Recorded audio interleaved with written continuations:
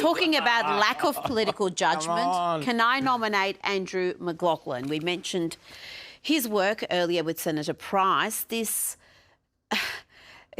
offended by the term mass migration. Apparently it's inflammatory and irresponsible. No, you know what it is? It's honest. It's using real terms that mean what they say to describe events. Can't have that.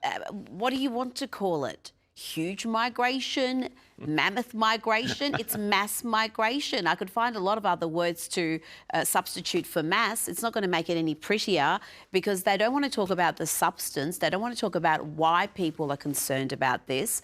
It's just about, well, no, it's the terminology that's dangerous. Again, it's this social cohesion argument that is just so cowardly and toxic. Well, not only is it cowardly, it's actually self-defeating.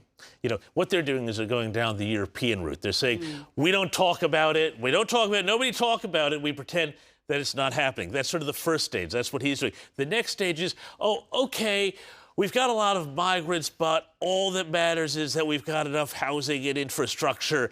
Well, that's part of the problem. But then finally you get some honesty, and I think we had some good honesty there from Senator Jacinta Nampijinpa-Price a moment ago, that you really do have to talk about the fact that culture matters, and that, you know, if you bring in large numbers of people from other countries, from other cultures, your culture may change as well. Absolutely.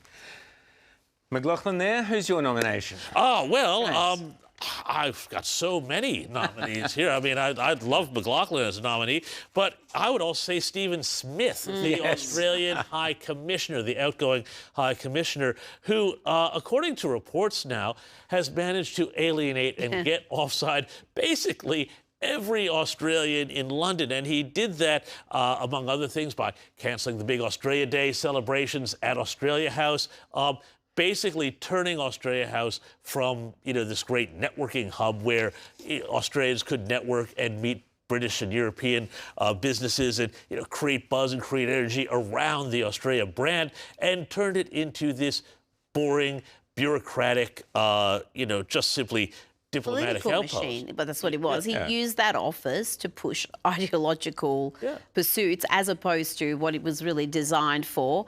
And I mean, the signs were there when you're not hosting Australia Day parties on January 26th, Australia Day, then perhaps you're in the wrong role. And his response to that is, well, no, everyone who has criticism of me is a dinosaur. They're living in the Listen, he's dark from the ages. Kevin Rudd School of Diplomacy, so what can we expect? I mean, he's from that ilk. Let's nominate Wally. I have to stick with Wong, I'm afraid. Penny Wally. I'm going with McLachlan. I'm going to have to back the Yank. Really? McLachlan.